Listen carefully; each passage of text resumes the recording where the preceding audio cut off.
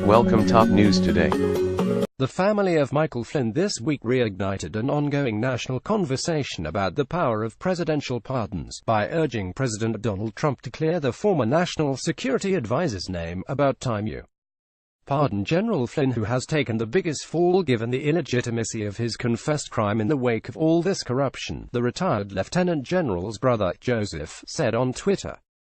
The White House offered no official response to the social media exhortation, but Trump has confidently asserted his authority in this arena, tweeting in July that all agree the U.S. President has the complete power to pardon. Presidential pardon power is indeed extensive, but any move Trump took to absolve associates under investigation for aiding Russia's interference in the 2016 election could come at a steep political, and even legal, cost for the embattled president. TPM surveyed legal experts about the limits of this power, and how special counsel Robert Mueller can work around it. Presidential pardon power, fairly absolute. Legal scholars agree that the U.S. President has fairly absolute authority to pardon any other U.S.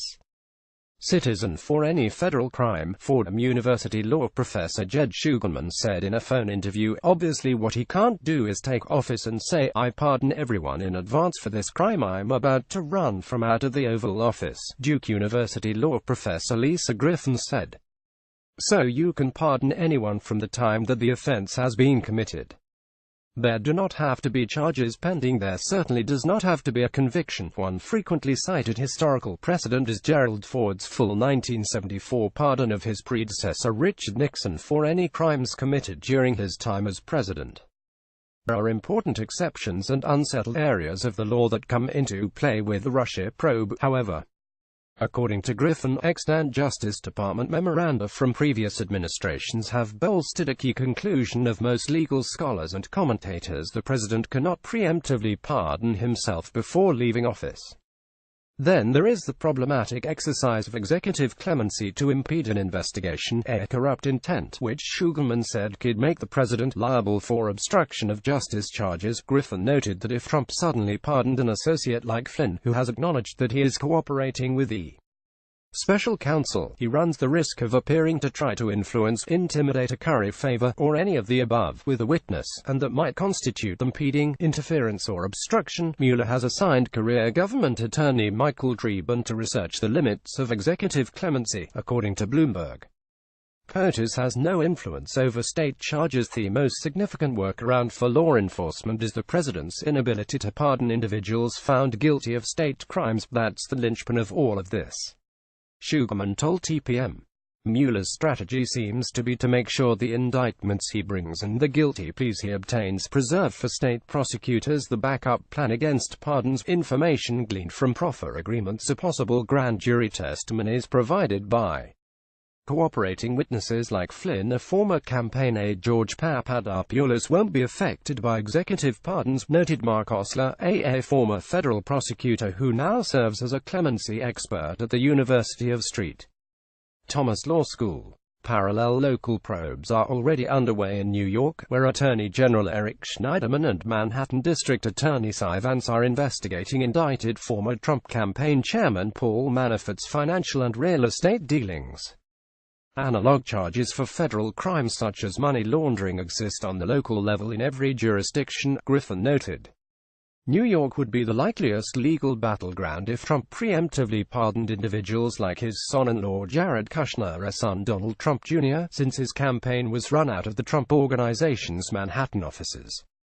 White House insists it's not focused on pardons. According to Trump administration officials, pardons are the last thing on their mind.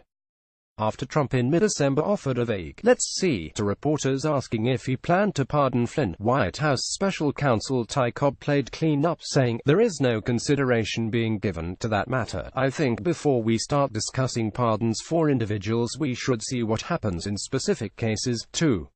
White House Press Secretary Sarah Huckabee Sanders said at a recent press briefing. This delay is strategic, Griffin argued, adding that she believes the president will eventually make very aggressive use of his pardon power. "I think it's likely to come in the later stages of the Mueller investigation so as to preserve as many options as possible along the way," she said. Trump has already circumvented regular DOJ processes, there is plenty of precedent for President Trump acting unilaterally in a way that leaves his Justice Department scrambling. Previous administrations have carefully conferred with the Department of Justice's pardon attorney, but in this as in so much else, Trump prefers to act alone and let the rest of the government mop up later.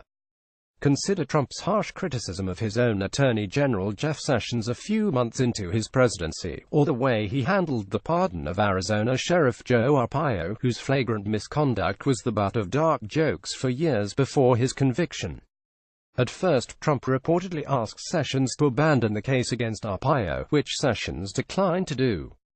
The president then declared that Arpaio's conviction for disregarding a court order to stop patrols he'd ordered to track down undocumented immigrants must be completely erased, even though Arpaio had bragged about disregarding the order.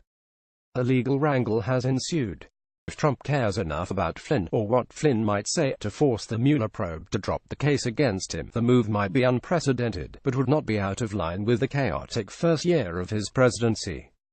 As far as Trump is concerned, the main risk of an unprecedented pardon would be to his popularity. His already low approval ratings remain a festering sore spot. Osler, the clemency expert, told TPM that the kind of jump-the-line stuff that occurred with Arpaio's case is highly unusual and unfair to those who pursue standard petitions for executive clemency. But Osler noted that Ford's pardon of Nixon and Bill Clinton's pardon of fugitive financier Mark Rich happened at great cost to those presidents and became a negative part of their lasting legacy. Smears of DOJ and FBI help clear path for future pardons. Meanwhile, the administration and its GOP allies continue to seek weak spots in the DOJ investigation itself, sometimes with help from allies within the Justice Department, where Deputy FBI Director Andrew McCabe is said to be planning on an abrupt retirement as soon as he qualifies. Consider the Republican emphasis on the role of Peter Strzok, who was removed from the investigation for using his company phone to send uncensored text messages discussing his distaste for then-candidate Trump. Months after his removal, news of the texts broke through a private DOJ briefing to reporters, which the department said was not authorized by its press office. Trump taunted McCabe on Twitter with hints of a firing before he qualifies for his full pension. FBI Deputy Director Andrew McCabe is racing the clock to retire with full benefits.